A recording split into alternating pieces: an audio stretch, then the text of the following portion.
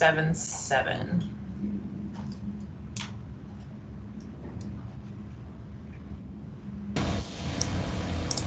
My name is Julie Coulomb.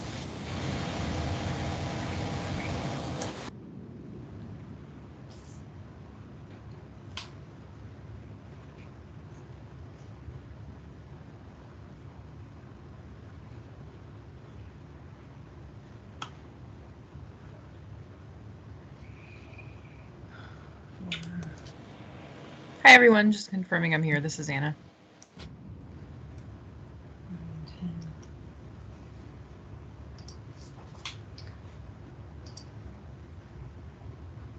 Hey, Anna. So I see Nolan just joined. So with that, I think we have 5 members.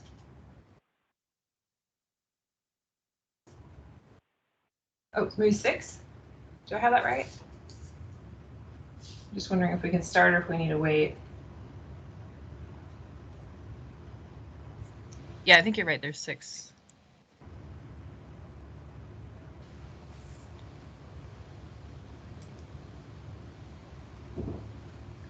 And I know that Jonathan King is not able to join today. And I know, Tasha, you have to leave a little bit early. And I believe also James Smallwood said he's not able to join today. And I haven't heard from anybody else. So we would just be waiting on Jimmy and Carla. Okay. Well, I think we have a quorum though. It's 6, so we can proceed. All right, so we will call this meeting to order. This is the Mayor's Budget Advisory Commission meeting on December 2nd, 2021. We're starting the meeting at 11:32 a.m. We'll start with a land acknowledgement. A land acknowledgement is a formal statement that recognizes and respects Indigenous peoples and the enduring relationship that exists between Indigenous people and the land.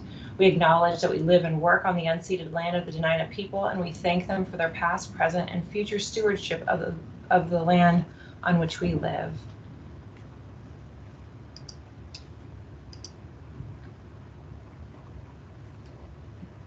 Marilyn, would you like to do the roll call? Yes, thank you. Hello. Roll call starting with Ms. Hobson. Present. Ms. Brawley. Here. Ms. Hall. Here.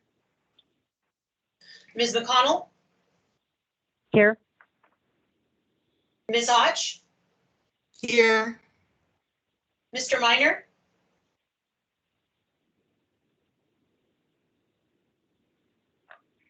Mr. King.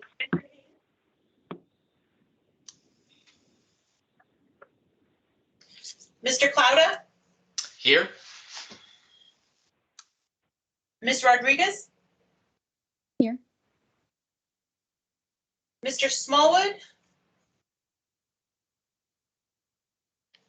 And a new member, Mr. Solte. And forgive my pronunciation.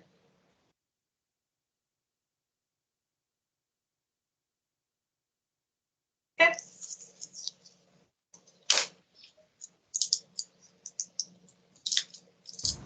Ms. Bonsoff, I'll note that Carla, Ms. McConnell, has just joined us as Mr. Minor. Thank you. Next, approval of the agenda. Is there a motion to approve the agenda? This is Anna. I'll move to approve. This is Jimmy. I can second that.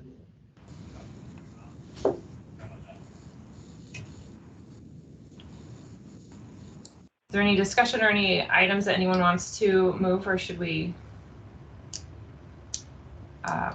proceed? Hearing nothing, we could move on to the assembly report. I think I saw Mr. Dunbar had joined us. Yep, I'm here. Can you hear me? I can hear you. Okay, great. Yeah, I I'll just be quick with my report. I know that people probably have been following what has been happening pretty closely.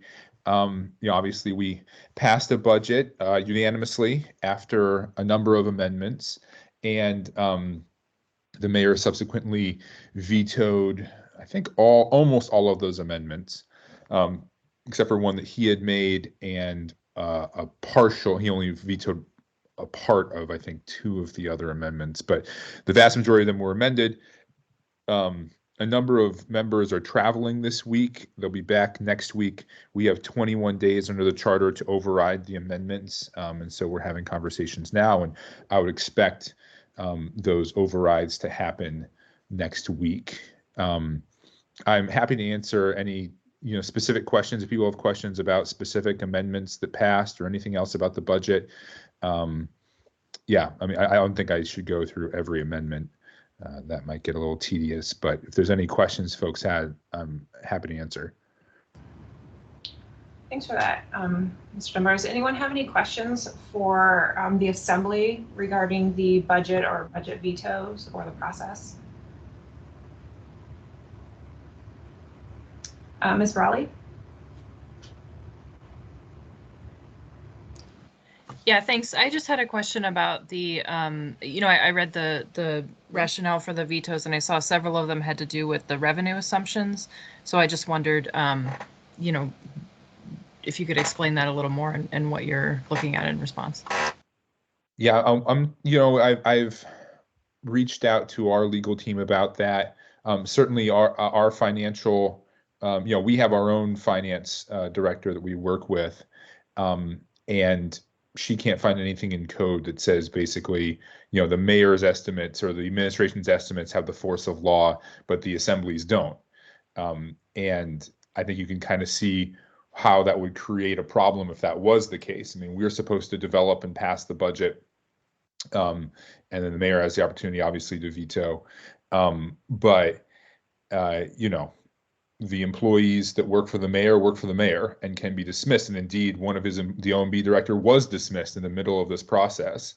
And so, I think that there is concern there that if those estimates have the force of law and ours don't, then this process breaks down. In terms of the specifics, I think that there are some pretty clear errors, or what we would consider to be errors in the mayor's reasoning when it comes to the alcohol tax, when it comes to the bed tax. And we asked questions of the Treasury Department at the Budget and Finance Committee about the bed tax in particular before we made our revised estimates.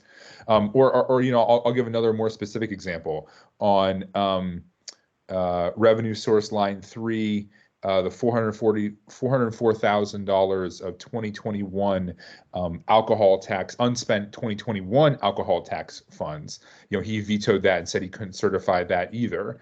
And that, to me, that goes against the estimates that the Treasury were making in their reports to us, and just goes against sort of the practical reality. We know that the alcohol tax has come in stronger than we expected, and we know that there are unspent funds that weren't able to be distributed this year too. In terms of the practicality of, okay, well, what happens if the bed tax does start to come in soft? I think there are two points on that, or the alcohol tax. One, this is what first quarter budget revisions are for. So if our estimates change, we can make a lot of changes at first quarter budget revisions, and we often do. And then 2, there are at least 2 major sources of funds that could plug any gap that might develop. One is the $52 million in ARPA funds that we will be receiving in May, because the ARPA funds came in 2 tranches, one last year, one in this year. Those $52 million would cover the $3 million that we're basically arguing over here, and could resolve the issue of our savings with regard to the bond debt, and would have money left over. Even beyond the ARPA funds, one of the things that I can't remember if it was S&P or Fitch pointed to in their report was that we have this municipal trust that we've doubled in size in the last 2 years, or the process started 3 years ago. We get 4.5%. A distribution of 4.5% every year. We could up that under code to 5%. in terms of what we collect in our interest payment, and that would also largely resolve any gap if one developed. And I think it's best practice to keep that trust payment lower, between the 4 and 4.5% rate if possible. But we're going through a really tough time now. The only reason there's any kind of possible deficit in their own estimations is because they don't expect the bed tax to fully recover from COVID. And so it sort of stands to reason that we're still going through this time period where we should use our kind of rainy day funds and the funds that the federal government gives to us. So that was the justification of the mayor's vetoes. We don't agree with their math, and we also don't agree with the sort of their estimation of the financial situation of the city. We passed what we see as a balanced budget, and we have several other sources of funds that we haven't even begun to use yet. So we're confident in our estimations. Thank you. Are there any other questions for Assemblymember Dunbar?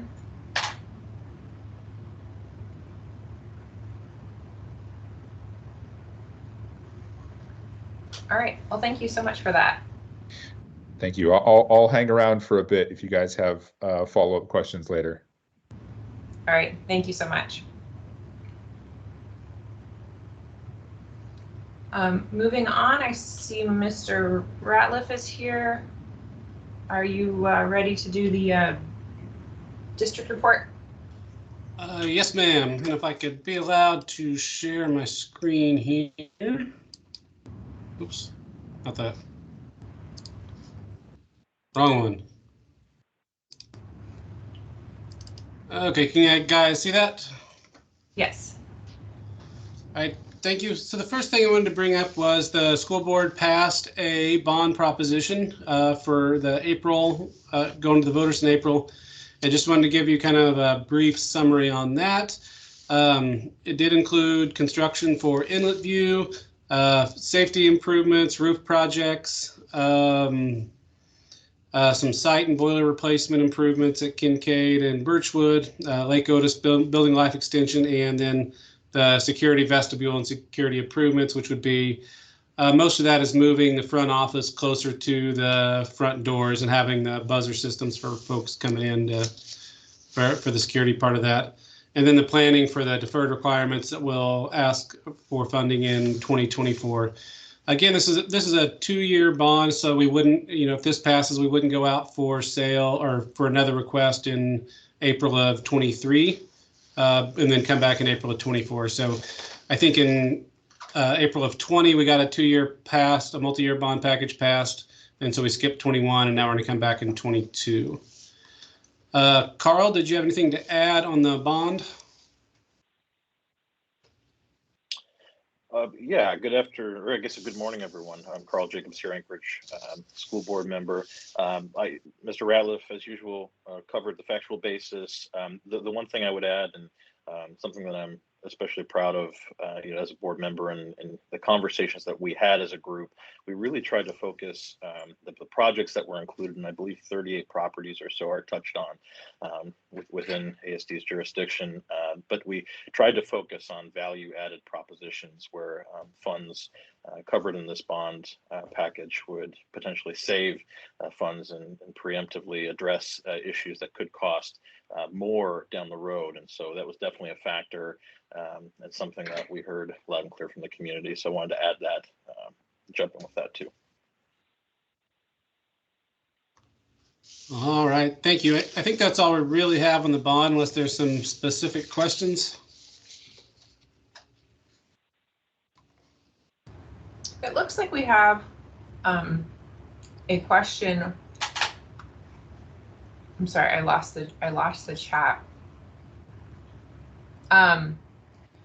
So actually, Mr. Ratliff or Mr. Jacobs, would either of you are either of you able to stay on through the meeting until we get to audience participation? Yes, probably so. Or if there isn't an objection, we could take a question from the audience out of order. I guess I don't really know.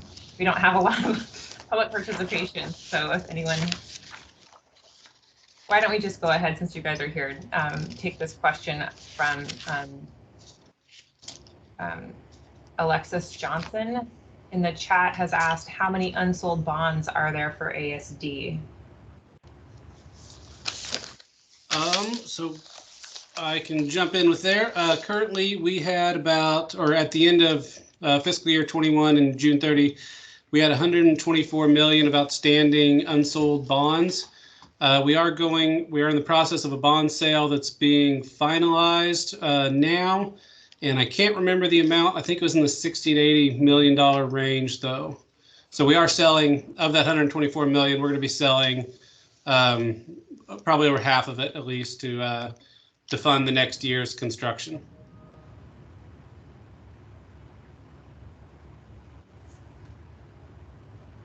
Oh, okay. All right. Thank you for that, Mr. Ratliff. And actually, I just realized that Alexis Johnson is with the mayor's office. So, Alexis, would you mind identifying yourself for the record, and so we can get your question on the record? Hi, can you hear me? It's Alexis Johnson. I'm EA, Executive Assistant to the Mayor, Dave Bronson. Oh, great. Thank you so much for joining us today. And it looks like that Mr. Ratliff was able to answer your question. And let me look up and see if I can find the amount of the bond sale as well.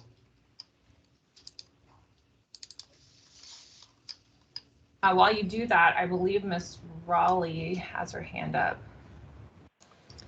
Yeah, thanks. I had a question for Andy or Carl, and this is more of a process question because I guess I did join a year ago, but just in general, I know that, we certainly have a role in advising the administration and the assembly on the municipal budget. And I know that the school district budget is different, but I just wondered, in either in the past or what role you guys might see for this group. And maybe just at minimum explaining what the general timeline is for your budget, because I know it's different. For our operating budget? Yeah, and actually maybe first question is what's the timeline, and then second question would be what, if any, role for this entity? Yeah, it's a great question. So our timeline is we are releasing our pro forma budget document. I think it might have came out yesterday to the board, and we'll present it on Monday at the board meeting. And that really outlines what we think our budget gap, our estimated enrollment, revenues, and ongoing expenses are going to be for next year, and what our budget gap might be. So that's our first step. That's due to the board, and we'll if you're interested in watching that on the board meeting on Monday, there's a lot of good information in that. I think it'll be pulled towards the end. It's a non-action item, or it's out there on our board docs, and you can go read it. It's like 15 or 20 page document that outlines our estimations. Then we're getting our budgets from all our departments now. We prepare and balance the budget throughout the month of January. The board will review and approve, make any changes in the month of February at their 2 meetings, possibly special meetings. And then our budget is due to the assembly on the first Monday in March. And then they'll have their 2 meetings in March to be able to approve or make any adjustments. So the assembly can only make the adjustments to either the total upper limit spending or the tax appropriation. They can't really make any line item changes to the district's actual budget, but it's kind of an up or down type vote. But as far as the participation from the Budget Advisory Commission, I think typically we've had either a letter, sometimes we've got like letters of support of the budget, but the timing is kind of, the quickness in which we actually get it prepared and have meaningful comment is, you guys don't have a whole lot of time to look at it and make any changes or suggestions. So I don't know. We're happy to review that with the committee and what we have, but it is kind of quick, and you might have a special meeting to review it or something, or need one. This is Carl Jacobs. The other thing that I wanted to add in addition to Mr. Ratliff's comments are that the board's finance committee is holding an extended meeting on the 15th, I believe, and the pro forma will be a topic of discussion. So I think that meeting is scheduled for 90 minutes starting at noon, and the information for that will be on our site. And then, as always, those meetings are posted to YouTube afterwards.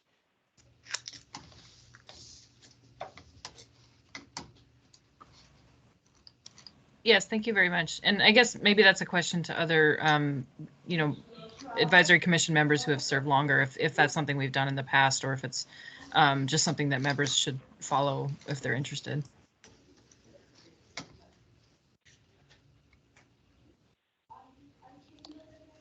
I did find out the official amount that we're going to sell out of that 124 million for the bonds. If we can go back to that. It looks like we're going to sell 53 million in new bonds, and then we're going to do almost a $60 million refunding of existing bonds to get a lower interest rate.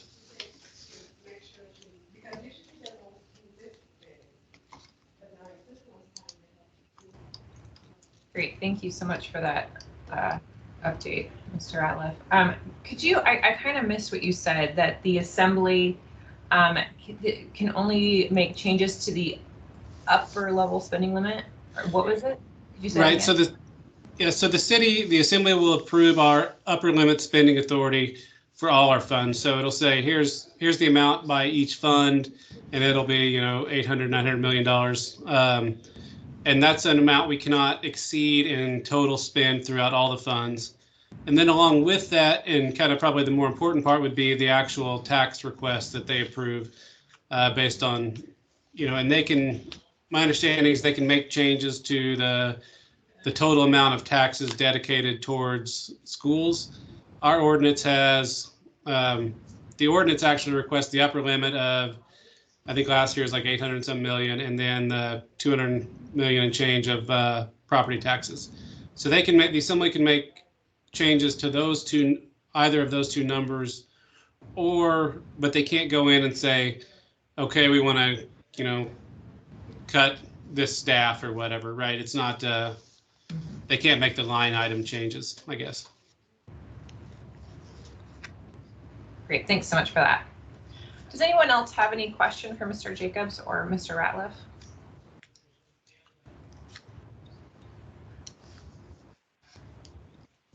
All right, thank you both very much.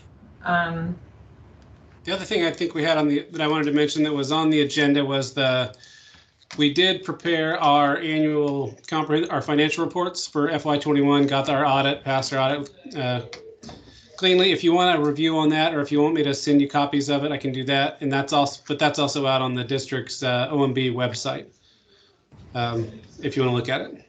Sure, if you have time to kind of run through it quickly. Well, yeah, I mean, it's hard to run through it quickly. Let me see here. Some high level highlights. So I did pull up if there's a couple of pages that really kind of summarize what happened in the district and our operations. We have this Exhibit 5, which is all our governmental funds and the revenue, expenditures, and changes in fund balance. But going through that, it's listed by general fund, grants funds, debt, capital, and then our non-major funds, which are student transportation, student nutrition, and student activities. So going down, bottom line is in our general fund, we lost about $10 million in total. We had planned on spending $8.3 million in fund balance anyway. So even with the loss of enrollment, we did have a lot of vacancies. So we made up for a lot of it, and really the year turned out pretty well for us, frankly. So better than what we'd expected initially. The other one you see, this is the $8 million loss in here is in capital projects. That's because we haven't done a bond, or we need to do another bond sale. So we're once we do that bond sale here in the next month or so, and that gets finalized and we get the cash from that, this account will be shored up. So really, this page really shows, in really broad terms, how we're spending our money, how much we got, and how much we have in reserves. Going up into our balance sheet accounts for the same funds, you can see how much money we have how much funding we have in reserve. The restricted part, the 29 million, about 25 million of that is in reserved for the bond rating. So if that comes up, the district does still reserve our 10% of property tax value for our bond rating. But aside from that, if we were to go through this in detail, you could spend hours going through and trying to go through what everything means.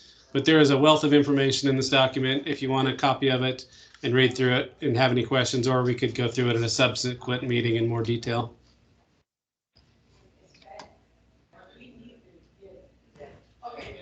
Yeah, thank you so much for that. And so you said that this document is also available on the website, correct? Yeah. Yeah, and if you just go into the school district's website under departments, the Office of Management and Budget, that'll have all the past years of these financial reports and also all the past years of budgets. So a lot of information there if you need it. Perfect, thank you.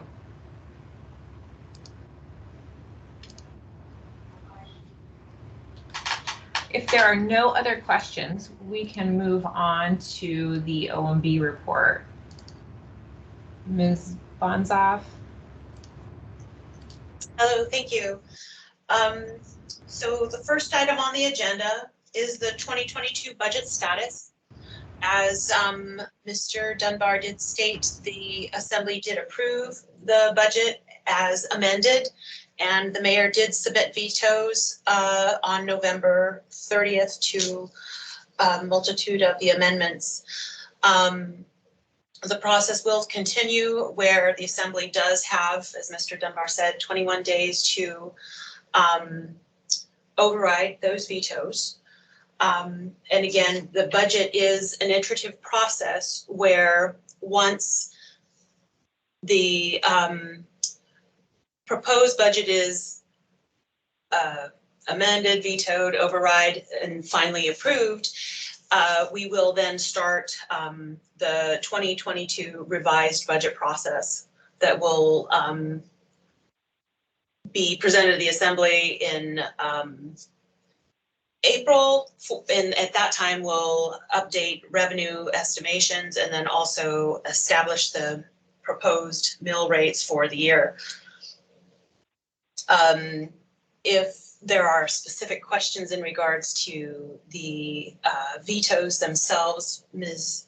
Demboski, the municipal manager, is here to answer them. Wonderful. Thank you so much, Ms. Demboski, for joining us. Does anyone have any questions regarding the vetoes?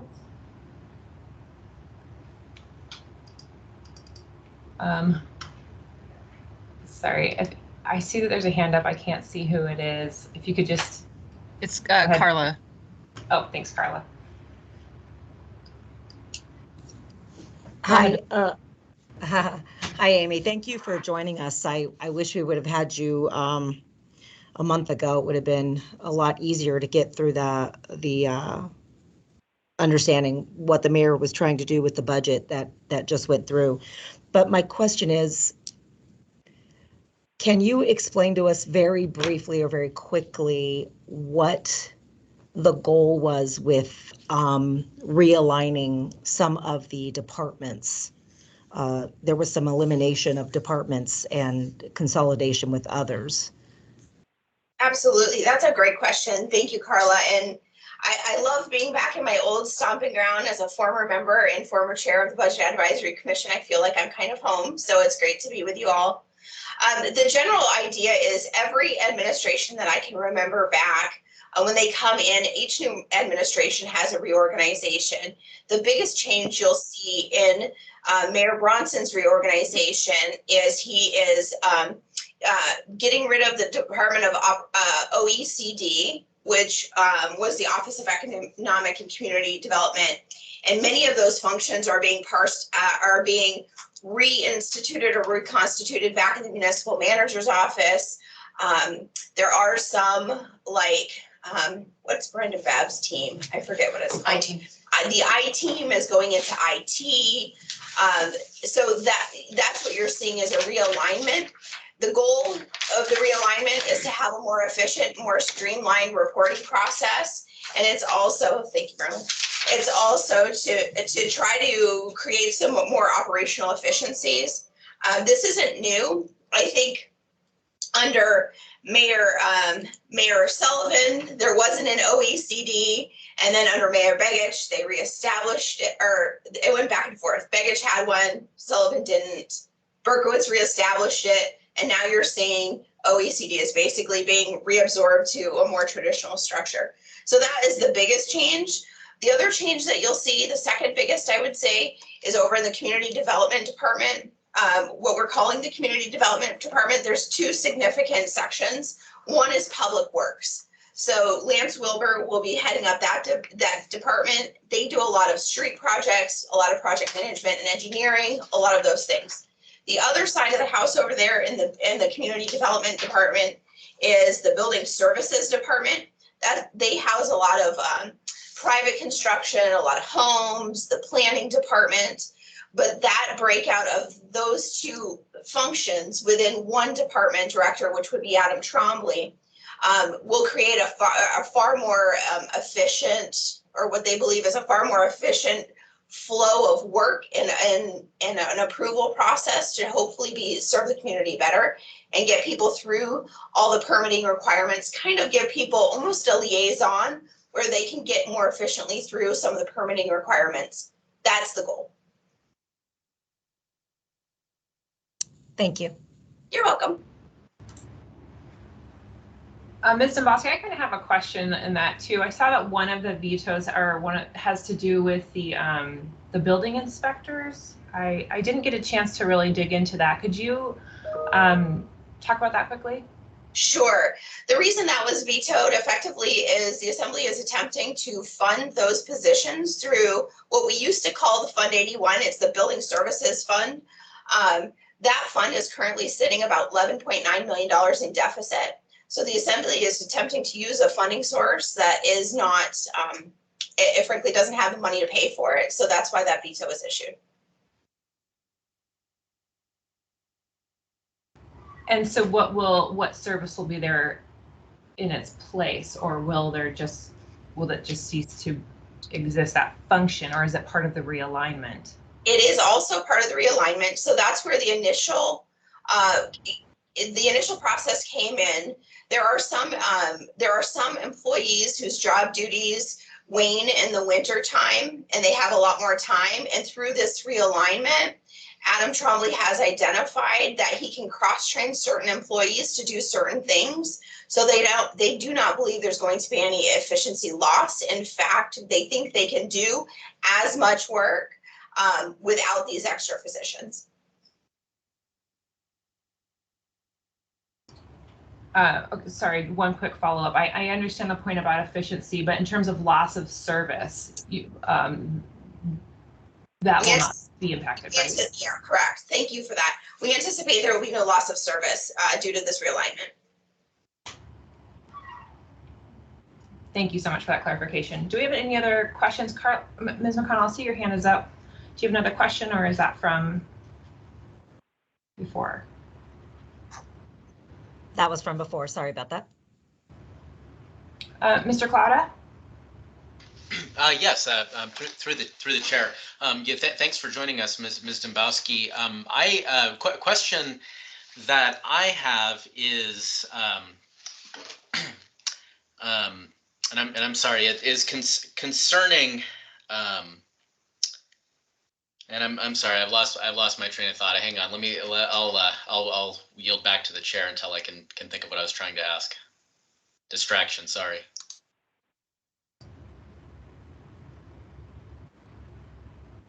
Okay. Oh, actually, okay. I have it. So one of the things that I've been hearing in communications from the mayor's office is that that there was a large spending increase, especially from 2016 to 2020. And I looking at budgets, especially general government budgets over those years and adjusting for inflation, it was actually a flat budget during that time. And I can't see that there was an increase in the capital spending either. And so I was curious, what what was that based on, that statement that budgets increased by that much, by I think 20% was the claim from 2016 to 2020? I don't have the numbers in front of me. I'm sitting not in front of my computer, so you have me at a disadvantage. I'm happy to look at that and I'll get back with you with an answer. Yeah, without looking at the numbers, I can't tell you. Who made that statement? It was in the mayor's release concerning the bond rating. Oh, relating to the bond rating, so not relating to the budget. Okay. Well, it was about it was about this. It was about the level of spending in the muni budget. Yeah, I'm happy to look at it without knowing what statement you're talking about or having my budgets in front of me. I can't answer the question directly, but I'm happy to look into it and I'll get back to you.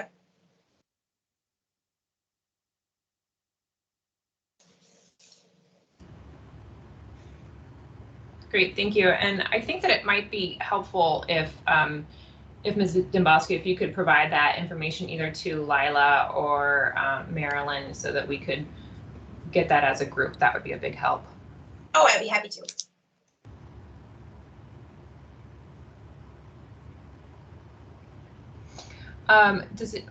Ms. McConnell? Hi, just one last thing, which I'm sure that Ms. Dembowski, you probably already realized or have heard. Next year, it would be really, really helpful for us to have, when we get the budget, to have someone from the mayor's office work with OMB to give us kind of a rundown and an explanation of why and where and how, just because I feel like this year we were just a little bit kind of lost, you might say. Some of us were. Some of the BAC members were very diligent about, going to some of the workshops and stuff. But just a quick rundown. We've kind of had it in the past. We didn't have it this year, and it was just a little more difficult. Just putting it out there. Thank you so much. Oh, happy to. Thank you.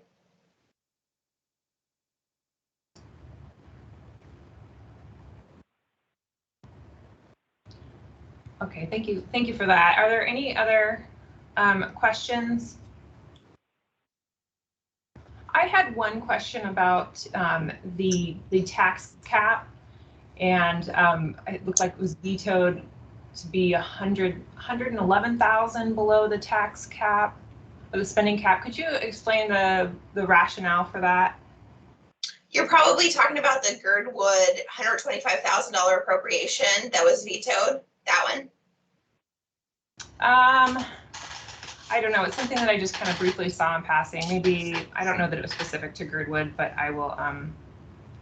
There was one that I'm recalling off the top of my head. There was an appropriation to increase the amount awarded to the Girdwood Volunteer Fire Department for $125,000. That one was vetoed because when when everything was considered, we were only $110,000 under the tax cap, so there was insufficient funds that had been identified for that full funding of that program. No, let me articulate that. That whole program is fully funded. What was not able to be fully funded was the amendment because there was inadequate funding source identified. Got it. Thank you for that. I believe Assemblymember Dunbar had a comment in the chat regarding the $11.9 million deficit that had been used to, or had been identified, I believe, to fund the building inspectors. Mr. Dunbar, did you want to speak to that? Yeah, so in the amendments that we proposed, we were not using the building services fund. We were using general funds to support those inspectors. And then on the floor during the amendment debate, Adam Trombley said, you can't use general funds. You can only use the building department's funds. I don't think that's the case. I think the building funds cannot be used outside the building departments, but I think that the general funds can be used to subsidize those departments. Indeed, I think we have done that because they've been in deficit. On the floor, they stated, we were trying to cut one position, one managerial position, and restore the inspectors. And then on the floor, what the administration said was, no, we think we have enough funds because there had been something to do with a change made in COVID-19 that was reversed. And so we said, all right. But again, the initial amendment package we made, the 2 omnibus amendments that shifted things from the alcohol tax and then altered the operating budget, did not use development services funds to pay for those inspectors. It used general government funds. And I think that's what will happen again if we go through the override process. Mr. Dunbar, this is Amy again. But on the floor, the assembly amended that to change the funding source, if I recall correctly, for those inspectors to the 181 fund. That's what I was referring to. You know, I think it was a combination. I think the idea was that Ron Thompson, his position would be paid out of the 181 fund, and then the other portion would be paid with the general funds. But if that was the interpretation that the administration took, then perhaps that, you know, it's just perhaps that veto isn't necessary after all, and we can have a good kumbaya during the override discussion. Thank you.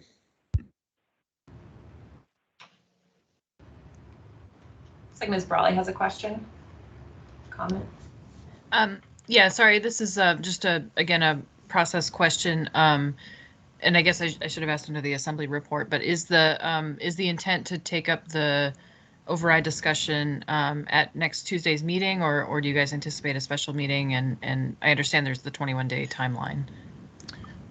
You know, I've had just a little bit of preliminary conversation with the chair about this. I think the intent is to take it up at a special meeting, but when exactly that special meeting occurs, I'm not sure. It could be taken up at the regular meeting. I don't think right now she intends to do that, but I can't give you a solid answer, unfortunately. Okay, thank you.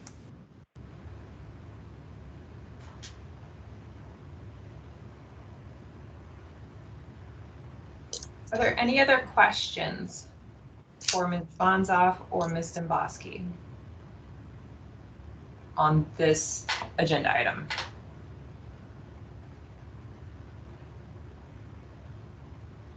Seeing none, we can move on to the October 2021 budget to actuals report. And I want to thank you again, Ms. Domboski, for joining us today. Thank you for having me.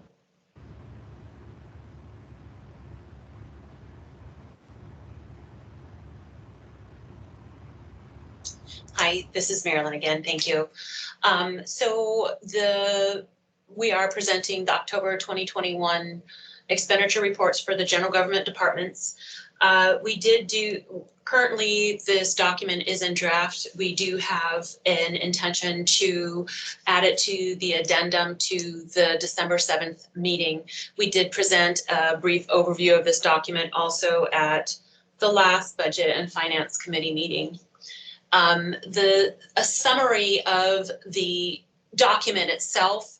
This document is presented to the Assembly as a budget to actuals, where if a department is 5% under or 5% over direct cost budget over the percent through the fiscal year, then we give an explanation for that underage or overage, if that was the correct terminology. We also, the October report is just for general government departments, whereas we also do reports at quarter ends, which would be through September, which is our last quarter end for the third quarter. And that also included the utility enterprise departments. So the October, which was approved by the Assembly, accepted at the Assembly, excuse me, I believe on November 9th. The budget to actual status through October for the departments, or as I stated, the report will show that all of the departments are presenting either within the 5% range or under, or presenting as under 5% from the percent through the year. So that is kind of an interesting part of this report, whereas in the September report, there were 3 departments that showed over 5%, and they were economic and community development, maintenance and operations, and real estate.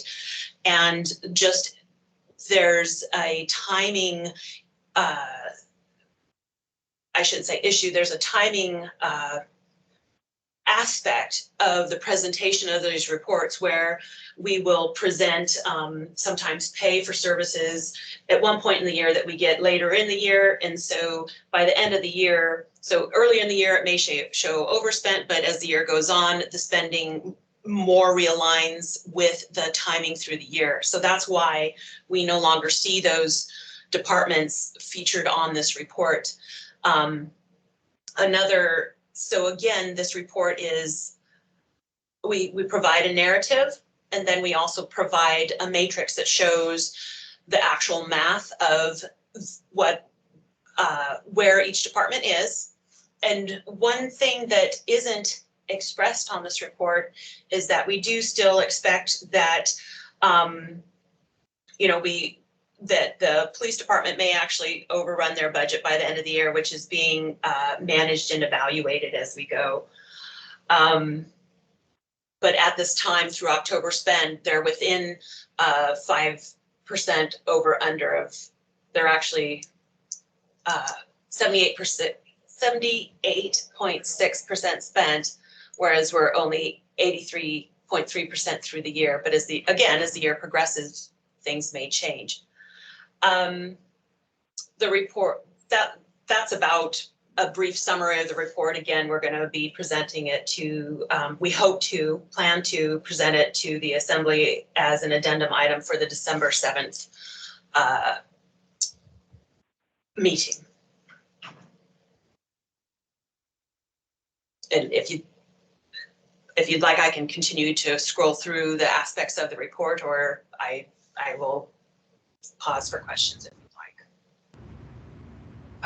Ms. Bonsoff, this is Lindsay. I think we would like for you to continue through, but I did want to take a minute. I neglected to recognize that Mr. Sulte has joined us, and he is a new member of the Budget Advisory Commission. Mr. Sulte, would you just take if you wouldn't mind, just introducing yourself briefly, and then if we could resume with the presentation. My apologies. Yeah, absolutely. So this is Randy Solt. Apologize for joining a little late. I was on phone, and then I found the link invitation that I received this morning, so I dialed in. So happy to be here, happy to help out any way I can, lend my expertise. So I've been working for BP for the past 10 years, and the last year and a half been COO for CCI Industrial Services and Kivik Asset Management. That are both essentially Bristol Bay Native Corp subsidiaries or member companies.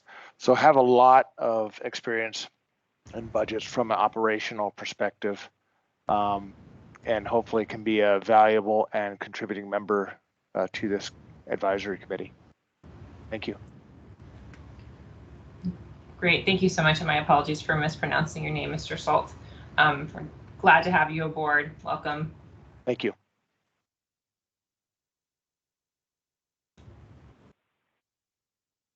And with that, Ms. Bonsoff, if you, are there any questions for Ms. Bonsoff at this point in her presentation?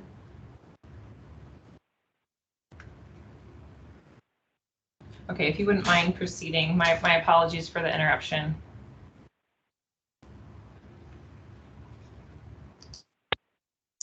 Thank you, and welcome, Mr. Solt. So I will show. Let's see here, to show the full report.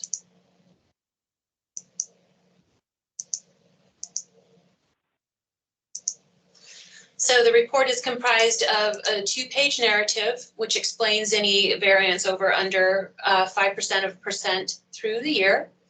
And then we go to the actual math. This first report, through that, the math will be on, I think, 5 different reports. And the first report will just show the overall budget to actual by department. And what we show is the departments as rows, the budget starting with the revised budget. The budget that we presented the budget to actuals with includes supplementals, which some of the larger supplementals through this year would include the continuation of the COVID programs that were funded with 2020's movement of first responder payroll costs to the CARES Act grant, which so you'll see some large appropriation increases to get to the budget total. And then that's where the actual spend is compared against, which is the budget total, which is revised plus supplemental. The report also shows encumbrances, which are commitments to vendors that we have not yet received invoices for the services. The overall actuals plus encumbrances is still at a 79% through the year, through October. The next report that we show is actually another breakdown, a further breakdown of the budget and actuals still by department by row, and then labor on the first 4 columns, A through D, and non-labor, E through L, which you can see both the labor is at 78.4% spent through the year, and the non-labor is at overall 80% spent through the year. The next report is basically the same data, but shown in bar graphs, labor and non-labor, and where the departments are in columns. The next report we'll show is the actual overtime. Then this is just the overtime spend by department against the overtime budget by department.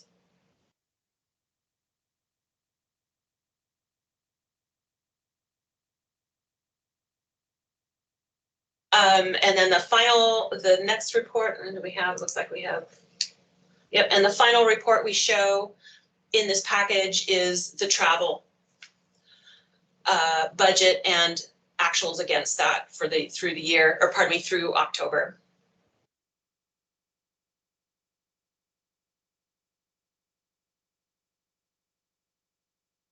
And I'll pause for questions. Yes, thank you. I see Ms. Brawley with her hand raised. Yeah, thanks. This was just following up on a prior meeting. I know we had, and I know it wouldn't necessarily go in these reports, but we had asked for kind of a point in time look at vacancies by department too. And I know we talked about, for example, the health department. Yeah, and this was a few months ago now, but they were over on their budget in terms of overtime, but had, you know, several openings, and so it was a chance of fewer people doing more of the work. So I just wondered if that's available, or if that's something you regularly produce, just to be able to compare those two things. Thanks. And I apologize, I do not have that available at this time. That is not something we normally produce throughout the year.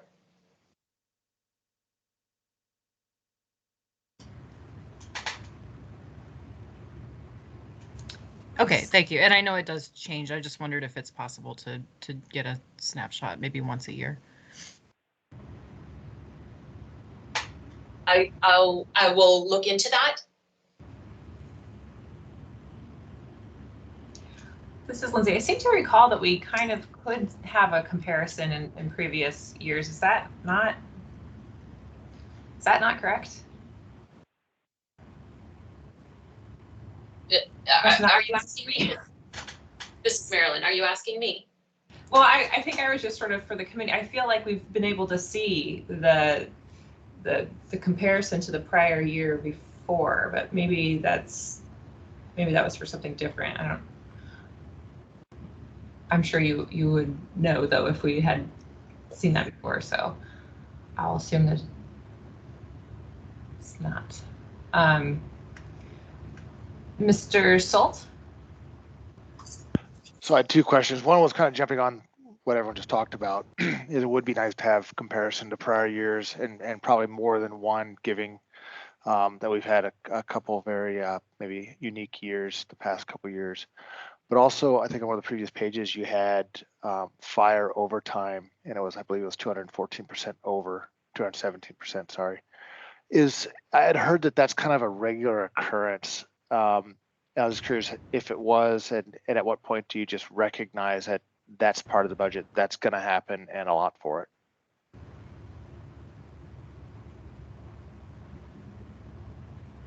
Thank you. Do you want me to take that, Carolyn? I'll take that one. This is Amy. So the reality is with police and fire, and we see this more in police than fire, there is no question the fire has an issue with their overtime, and it's driven by a variety of factors. Sometimes it's driven by injuries in the workplace. Other times we see a seasonal effect in the fire department specifically. You can look over the course of a year and see this time of year we have way more people that are calling in than other times of the year.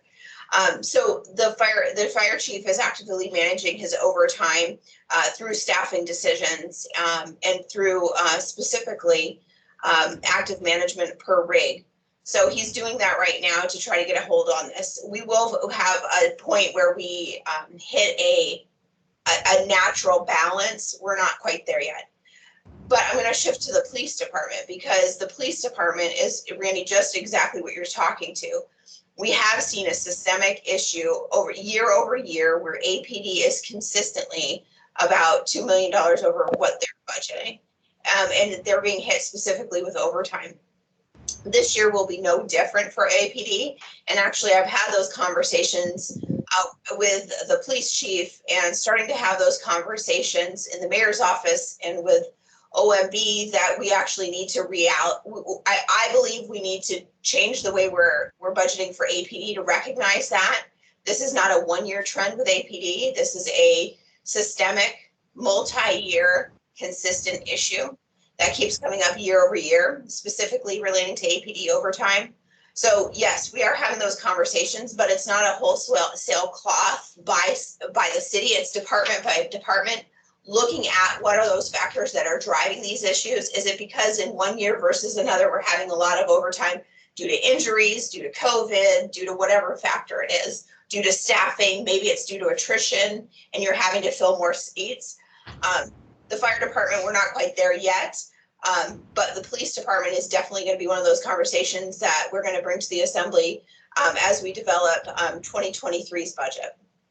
Yeah, that'd be great. You know, you recognize some of the overtime from rotation or schedule that is known, and maybe a swag factor of 10% reoccurring every year for injuries and so forth. But yeah, if it's a common occurrence, it'd be best to recognize it versus continually being, I guess, surprised. I'll put it that way.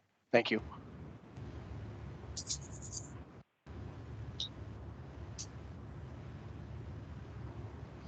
Are there any other questions or comments regarding the overtime specifically?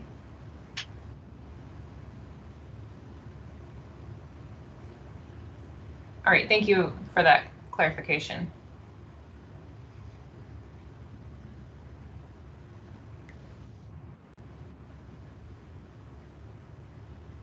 Are there any other questions on Ms. Bonzoff's presentation?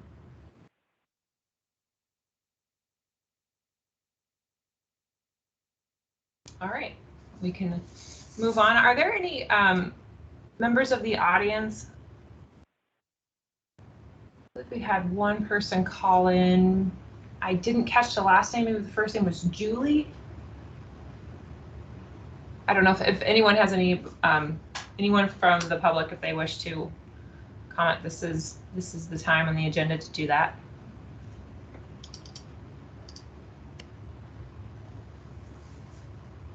Okay, and then moving on to item 7, the open discussion for the BAC members.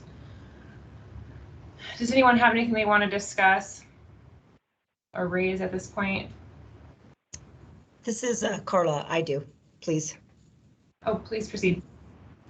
I realize that we on the commission all have our own lives and we all have our own opinions outside of the commission, but I feel that stating stating kind of a position in regards with the budget in a public manner is probably not good for the commission on a whole. And it kind of puts that bias, you might say, in other people's minds or maybe, you know, in the public's mind and undermines kind of what we're doing. So my thing is, if we could, I know, like I said, I know we all have opinions. I go home and, you know, whack to my husband, but if we could just try to keep our public opinions that are maybe targeted, you know, for or against what's going on between the mayor and the assembly, I think it would be wise for us not to weigh in on that. Thank you.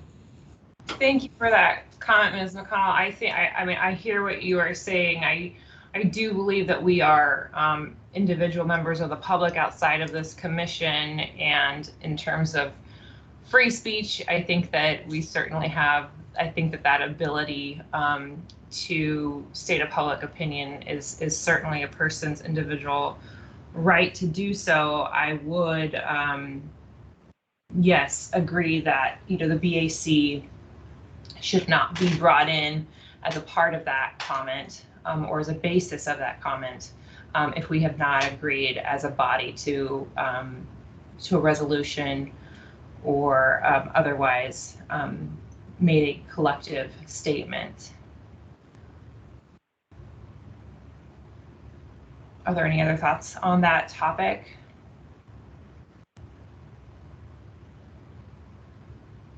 Hi, this is Alyssa. I think I just wanted to maybe get a little bit of clarity. I think you are bringing up good points, Carla.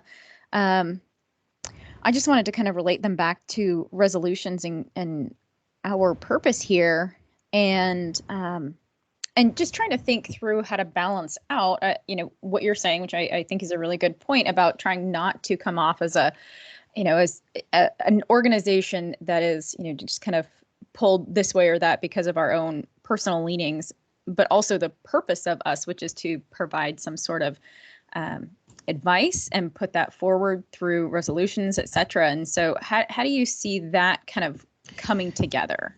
So, Alyssa, what I'm referring to is, and sorry to call the person out, but there was a letter to the editor in the newspaper, published in the newspaper by one of the commission members.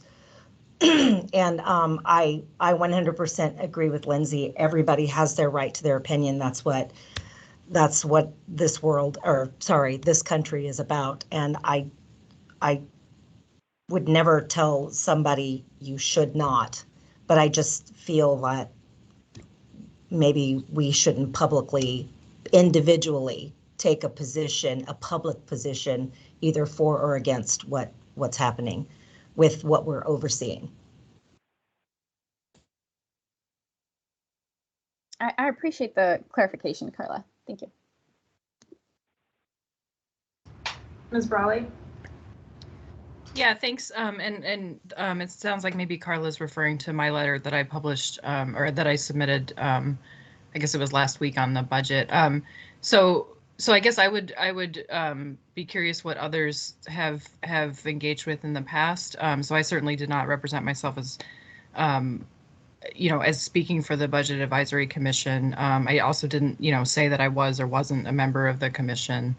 So I appreciate the concern about that, but I guess I wonder, you know, as somebody who's serving as a volunteer and making a statement separate from that affiliation, and especially given that we are just advisory, I guess I didn't feel it was inappropriate, or I wouldn't have done it. But I wondered what other guidance people would want to give or discussion on this, because I think it is a good thing to be mindful for sure when we have these separate roles.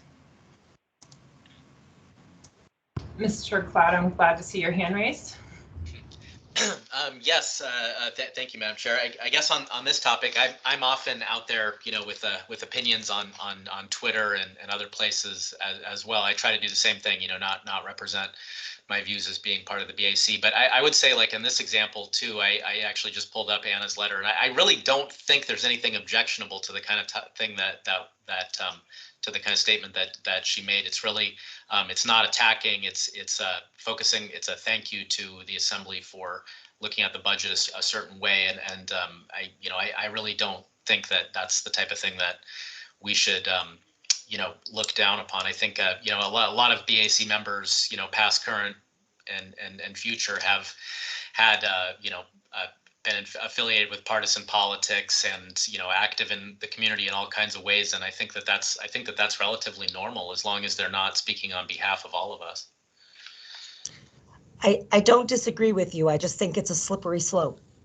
Anna's letter was very benign. I agree.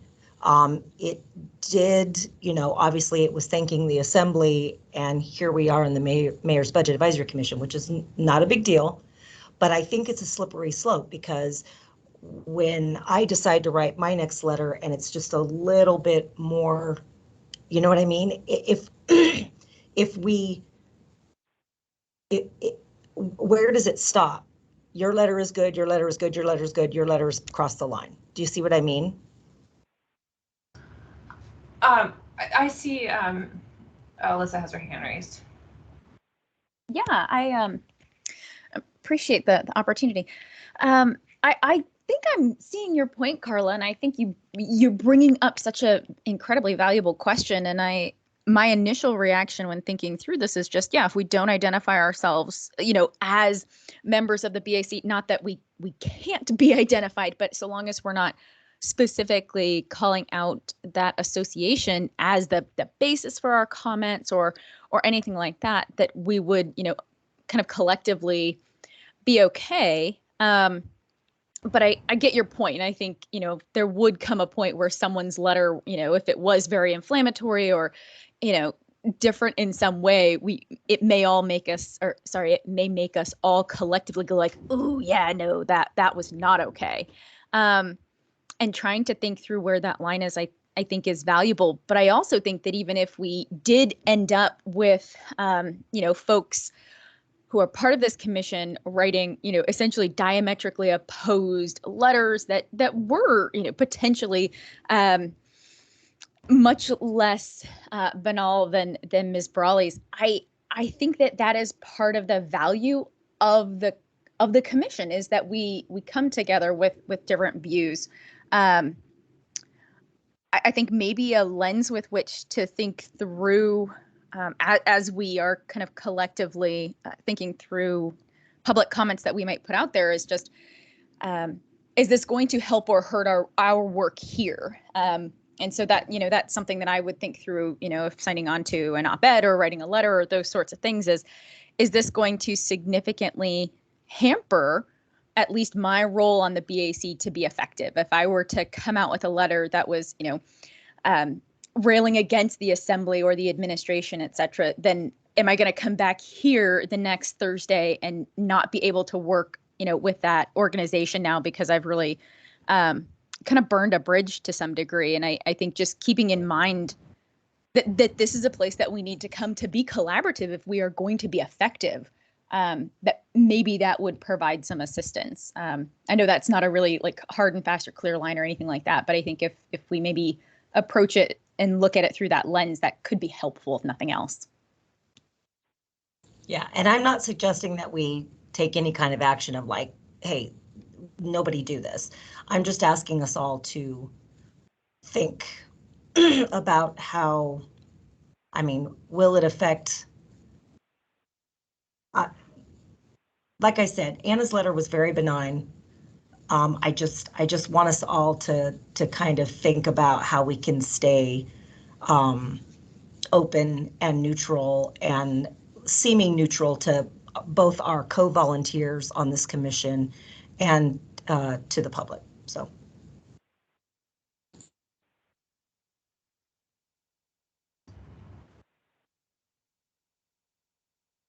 All right, thank you for their comment. Does anyone else have anything they want to add to that?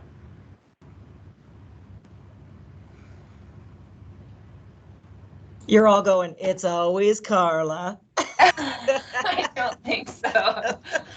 No, I appreciate the feedback. I echo Alyssa's comments that that we have to make it an individual choice, but I think that it is also important to remember that we are all individuals with our own volition to act in a certain way or not outside this committee. And but I do think that it is a great reminder to keep your affiliation with BAC separate from public comments. And a great introduction for Mr. Salt, who is joining us. Let me see. And I just want to remind everyone that the comments in the chat are not part of the record. And so if at all possible, I see that there's sort of like a lot of side comments, but if there's anything that's substantive that you want on the record, to please speak that into the record.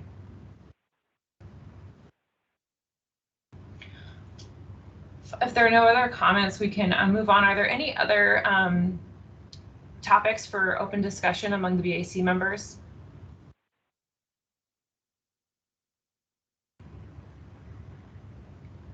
I think one issue that we've seen circulating this week is the bond rating issue with the recent report. Is there anyone that wants to talk about that? I think that if anyone has a, within the committee, if anyone has a, wants to talk about that a bit, I think that we do have a request in to get a more formal report on that, perhaps from finance at our next meeting. There is I believe, a work session this Friday that I unfortunately cannot attend. But I'm sure you all saw recently that the municipality's bond rating, I believe, moved from AAA to, was it AA plus? I can't recall off the top of my head. And so there was some a bit of back and forth on that. I don't know if maybe Mr. Dunbar or Mr. Oh, there it is. Alyssa just put the link into the chat.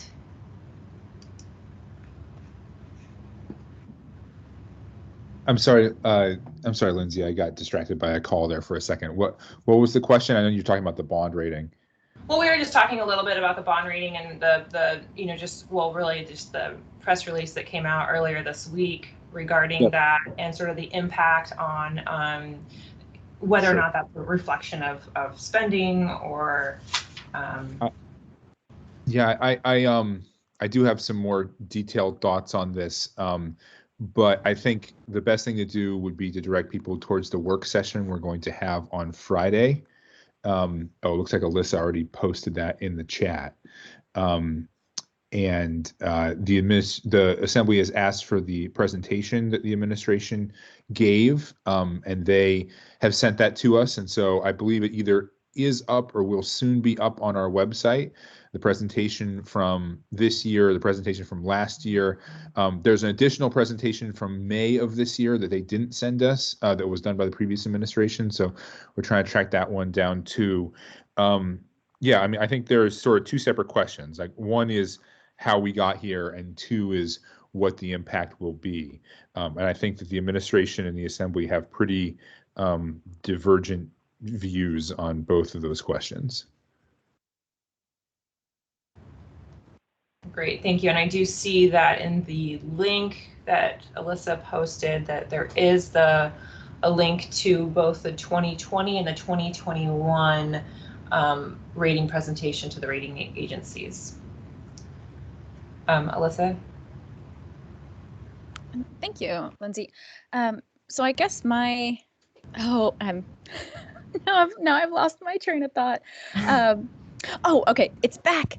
So I was really going to pose this question more to Forrest and to Ms. Dembowski, if she's still on. I can't tell from looking at the Teams call. Is really in this discussion, what kind of information is useful from the BAC? You know, as we're looking at these presentations, as we're considering what does it mean going, you know, how did we get here, where are we going, you know, in terms of the bond rating and what it means for the municipality. From your perspective, what would you like to hear, or what, you know, what advice or anything like that, thoughts on it would you like to consider? I'm kind of stumbling over my words here, but I think you know what I mean. What do you want from us in terms of the conversation of the bond rating?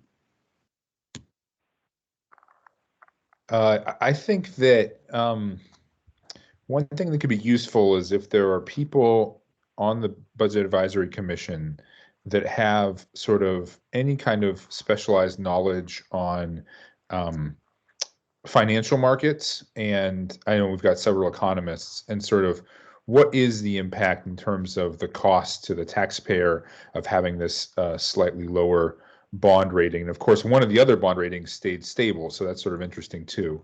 So I think kind of I think that's a worthwhile question. I think I'm trying to think here. I mean, I hope if you analyze the sort of financials, and it's pretty clear sort of why all of this happened. It's because we haven't been reimbursed by FEMA yet. In one of the documents that the administration presented to the rating agencies, it says that they anticipate we'll get 95% reimbursement from FEMA. And so I'm not sure there should be too much controversy around that. I guess suggestions from you and analysis from you about what we do going forward. Like one of the rating agencies, for example, suggested that we temporarily increase the payout from our trust fund. You know, thoughts from you guys on whether or not that's a wise policy, I think would be welcome. Or like dedicating a portion of the ARPA fund to restoring our fund balance, for example. Is that something that you guys would support? I think those kind of questions are interesting. Thank you. Appreciate that.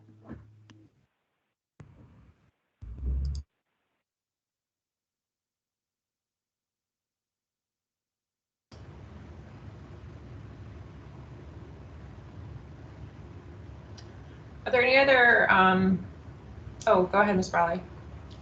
Yeah, I just wondered, because so there's the work session tomorrow. I know a lot of this relates to some of it relates to the budget, some of it will relate to the bonds. And I wondered if there's interest from members to have this as an informational item on our January agenda, because I know it seems like it'll still be something that's going to be discussed or maybe not resolved through early January. I think our next meeting is January 6th, the first Thursday of the month. So anyway, just throwing that out there and see if others are interested in that. Yeah, thank you for that, Ms. Raleigh. Yeah, I would be interested. I see others in the chat chiming in as well. So if we could add that to the January agenda, that would be, I think, very helpful.